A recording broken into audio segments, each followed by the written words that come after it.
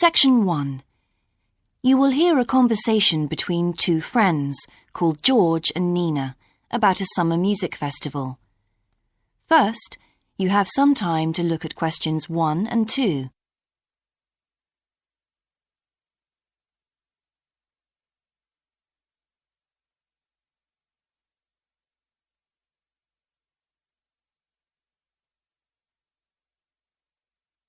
Now we shall begin. You should answer the questions as you listen, because you will not hear the recording a second time. Listen carefully and answer questions 1 and 2.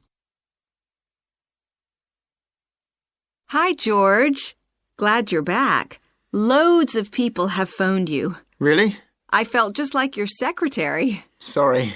I went into the library this afternoon to have a look at a newspaper and I came across something really interesting. What? A book? No, a brochure from a summer festival, mainly Spanish music. Look, I've got it here. Spanish music? I really love the guitar. Let's have a look. So what's this group, Guittarini? They're really good. They had a video with all the highlights of the festival at a stand in the lobby to the library, so I heard them.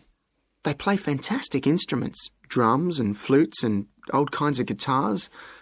I've never heard anything like it before. Sounds great. OK, shall we go then? Spoil ourselves? Yes, let's. The only problem is there aren't any cheap seats. It's all one price. Well, in that case, we could sit right at the front. We'd have a really good view. Yeah, though I think that if you sit at the back, you can actually hear the whole thing better. Yes. Anyway, we can decide when we get there. Before you hear the rest of the conversation, you have some time to look at questions 3 to 10.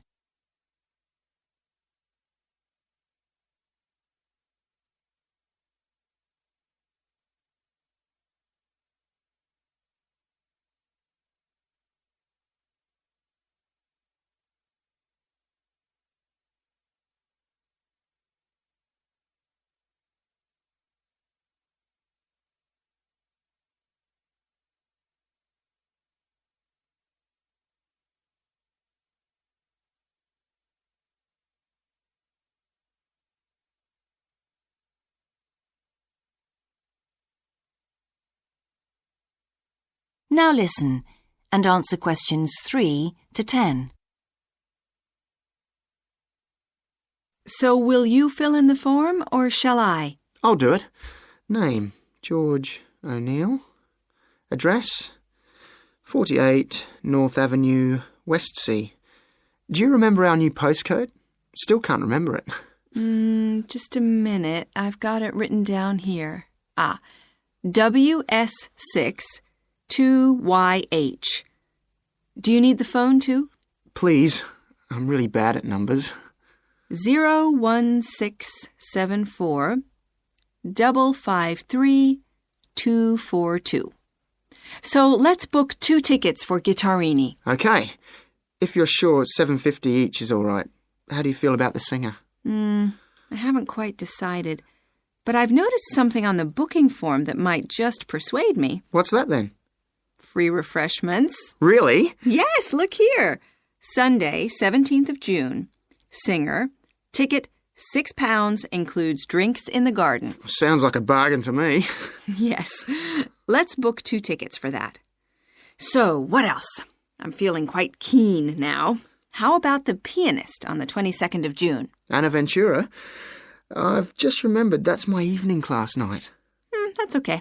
I'll just have to go on my own.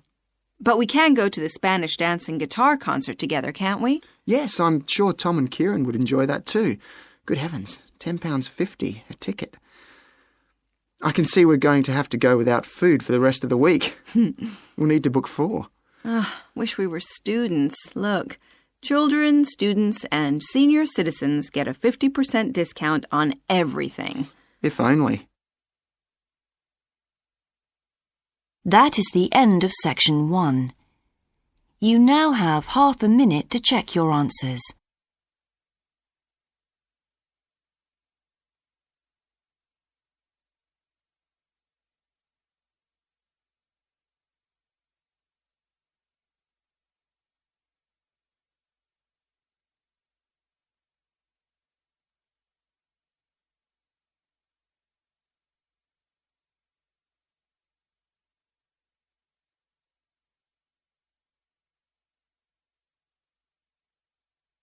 Now turn to Section 2. Section 2. You will hear the education officer of a dinosaur museum giving information to some teachers who are planning a school visit. First, you have some time to look at questions 11 to 15.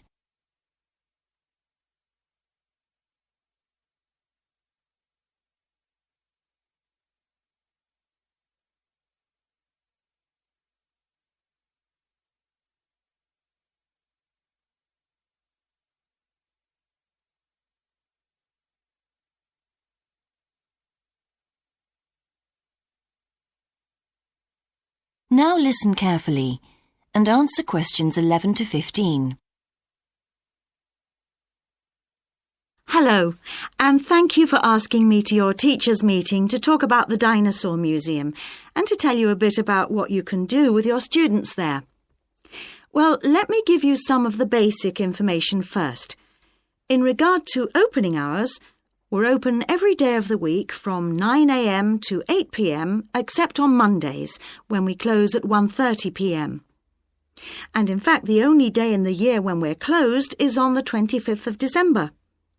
You can book a guided tour for your school group any time that we're open. If you bring a school group to the museum, when you arrive, we ask you to remain with your group in the car park. One or more of the tour guides will welcome you there and brief you about what the tour will be about. We do this there because our entrance is quite small and we really haven't got much room for briefing groups in the exhibition area. As far as the amount of time you'll need goes, if you bring a school group, you should plan on allowing a minimum of 90 minutes for the visit. This allows 15 minutes to get on and off the coach, 45 minutes for the guided tour, and 30 minutes for after-tour activities. If you're going to have lunch at the museum, you will of course have to allow more time. There are 2 cafes in the museum with seating for 80 people.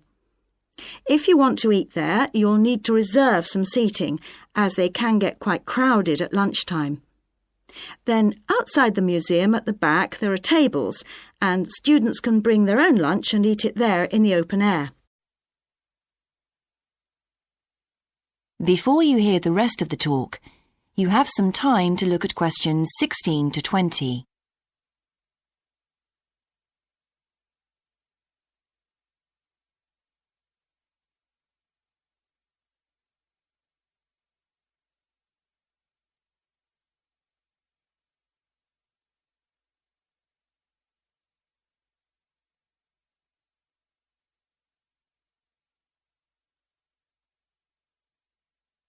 Now listen and answer questions 16 to 20.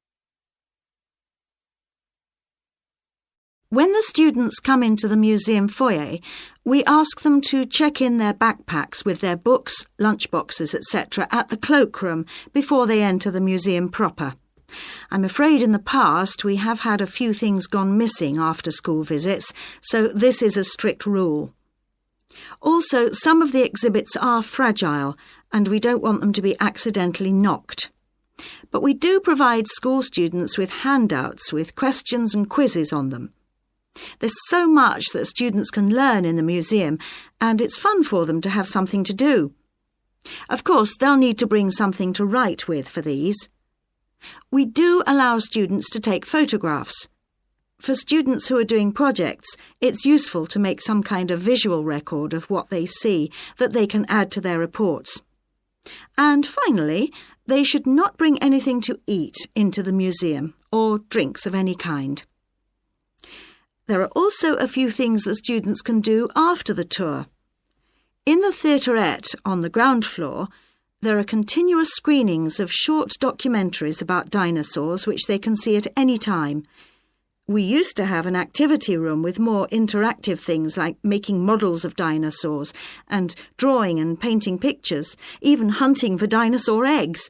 But unfortunately, the room was damaged in a bad storm recently when water came in the roof, so that's closed at the moment. But we do have an IT centre where students have access to CD-ROMs with a range of dinosaur games. These games are a lot of fun, but they also teach the students about the lives of dinosaurs, how they found food, protected their habitat, survived threats, that kind of thing. And I think that's all I have to tell you. Please feel free to ask any questions if you would like to know anything else about. That is the end of section 2. You now have half a minute to check your answers.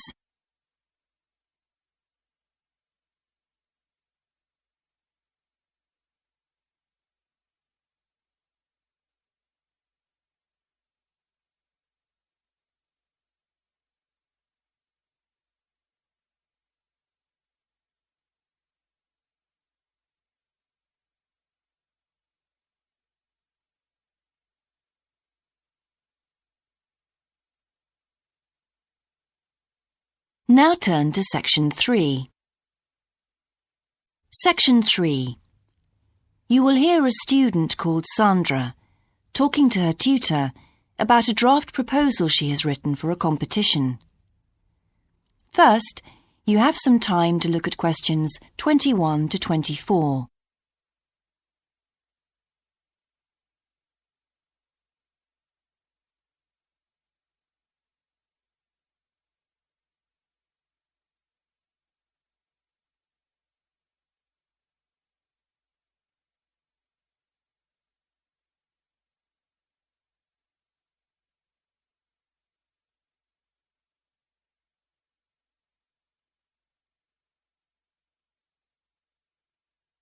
Now listen carefully and answer questions 21 to 24.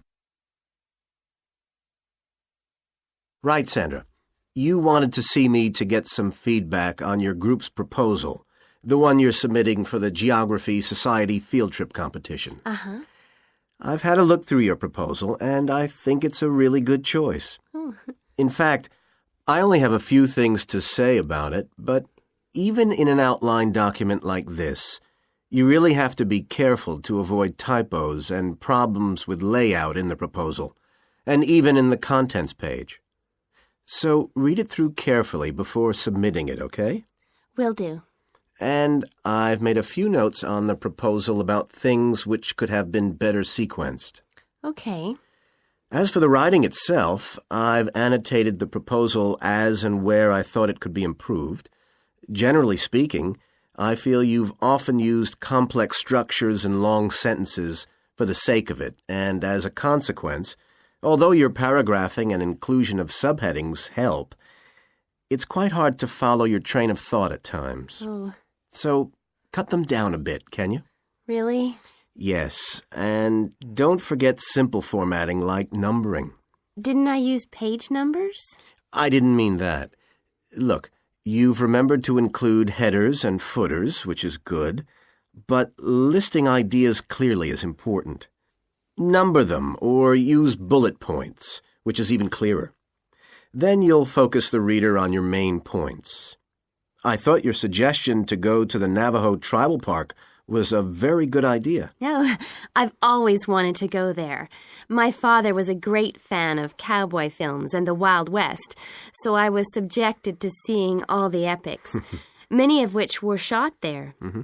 As a consequence, it feels very familiar to me, and it's awesome, both geographically and visually. So it's somewhere I've always wanted to visit. The subsequent research I did and the online photographs made me even keener. Before you hear the rest of the conversation, you have some time to look at questions 25 to 30.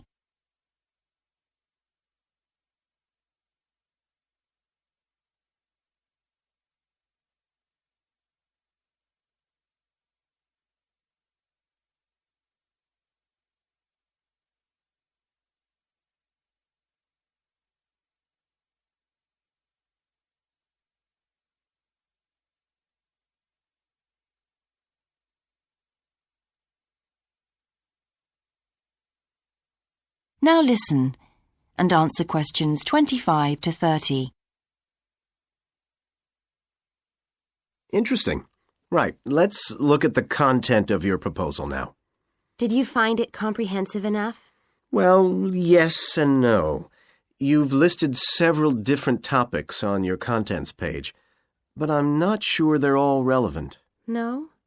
Well, I thought that from the perspective of a field trip, one thing I needed to focus on was the sandstone plateau and cliffs themselves. The way they tower up from the flat landscape is just amazing. The fact that the surrounding softer rocks were eroded by wind and rain, leaving these huge outcrops high above the plain. It's hardly surprising that tourists flock to see the area. Well, yes, I'd agree with including those points. And then the fact that it's been home to Native American Navajos and all the social history that goes with that. The hardships they endured trying to save their territory from the invading settlers. Their culture is so rich. All those wonderful stories. Well, I agree it's interesting, but it's not immediately relevant to your proposal, Sandra. So, at this stage, I suggest you focus on other considerations. I think an indication of what the students on the trip could actually do when they get there should be far more central, so that certainly needs to be included and to be expanded upon. And I'd like to see something about the local wildlife and vegetation, too. Not that I imagine there's much to see. Presumably the tourist invasion hasn't helped. Okay, I'll do some work on those two areas as well. But you're right, there's not much apart from some very shallow-rooted species. Although it's cold and snowy there in the winter, the earth is baked so hard in the summer sun that rainwater can't penetrate. So it's a case of flood or drought, really. So I understand. Now, before we look at everything in more detail, I've got a few factual questions for you. It would be a good idea to include the answers in your finished proposal, because they're missing from your draft. Fine. So you mentioned the monoliths and the spires, which was good. But what area does the tribal park cover? Do you know? 12,000 hectares, and the plain is at about 5,850 meters above sea level. Larger than I expected. Okay, where's the nearest accommodation? That's a practical detail that you haven't included. Have you done any research on that? Yes. There's nowhere to stay in the park itself, but there's an old trading post called Goulding quite near. All kinds of tours start from Goulding, too. What kind of tours? Well, the most popular are in four-wheel drive Jeeps, but I wouldn't recommend hiring those.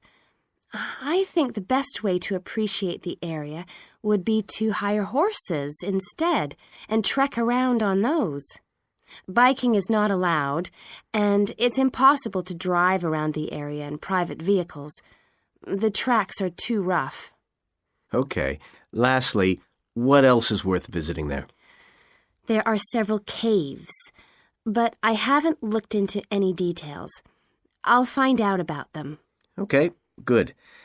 Now what I'd like to know is more about... That is the end of section 3. You now have half a minute to check your answers.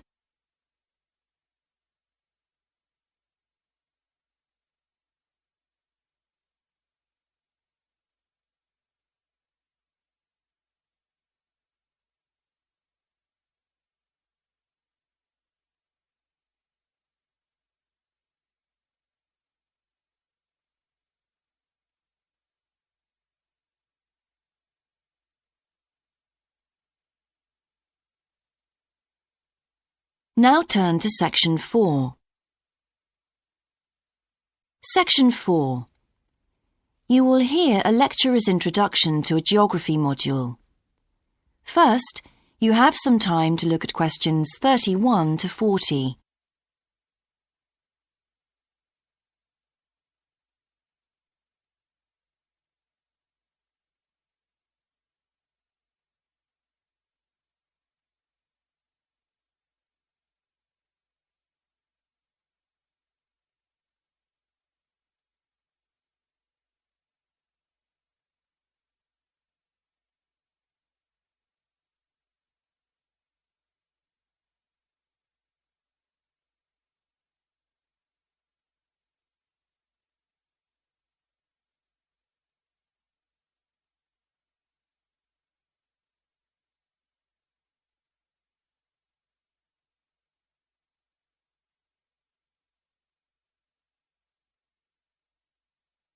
Now listen carefully and answer questions 31 to 40.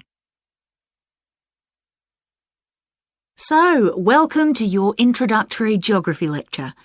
We'll begin with some basics. Firstly, what do we learn by studying geography?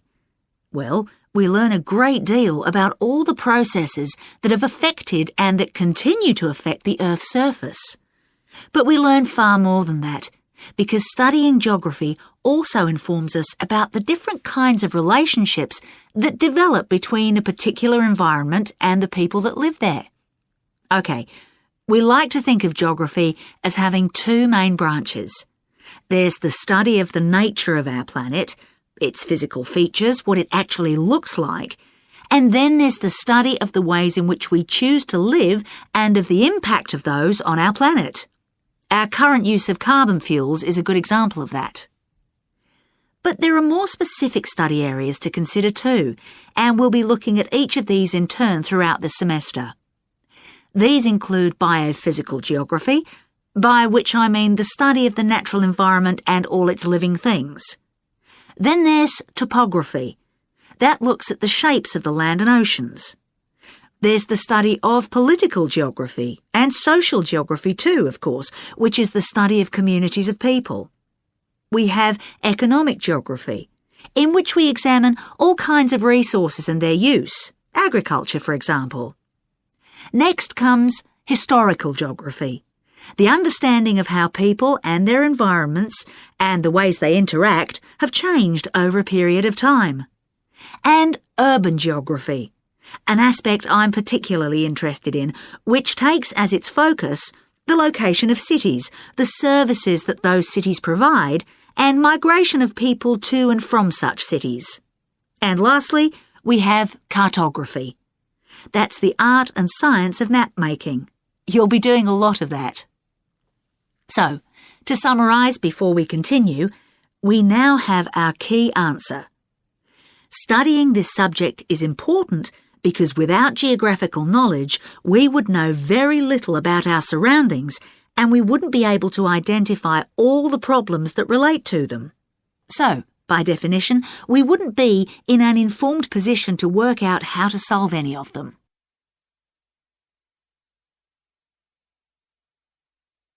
Okay, now for some practicalities. What do geographers actually do?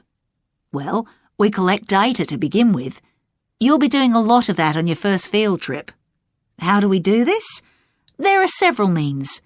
We might, for example, conduct a census, count a population in a given area perhaps. We also need images of the Earth's surface which we can produce by means of computer generation technology or with the help of satellite relays.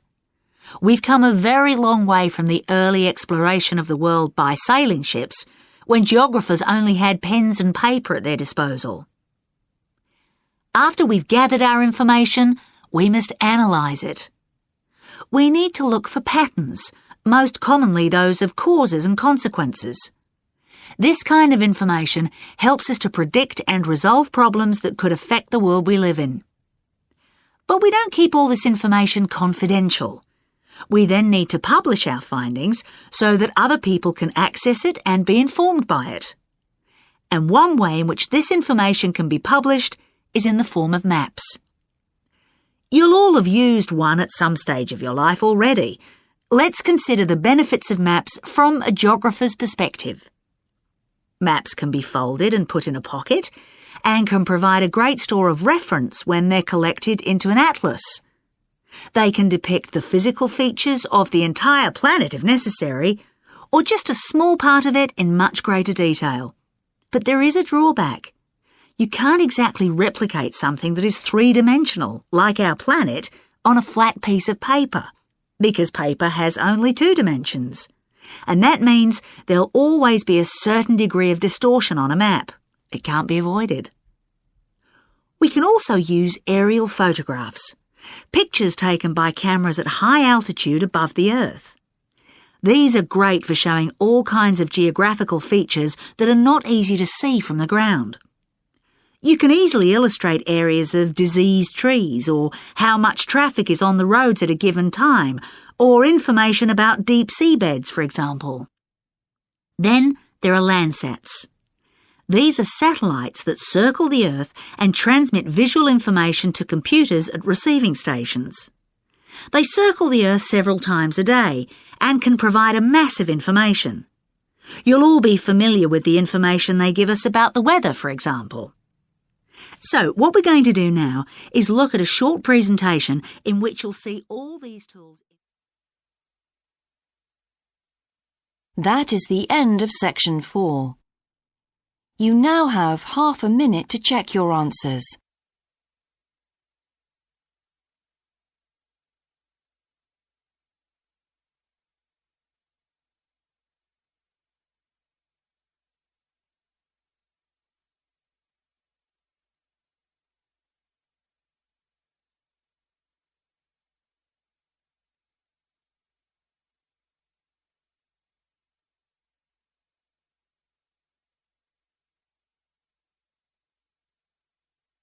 That is the end of the listening test. In the Ielts test, you would now have 10 minutes to transfer your answers to the answer sheet.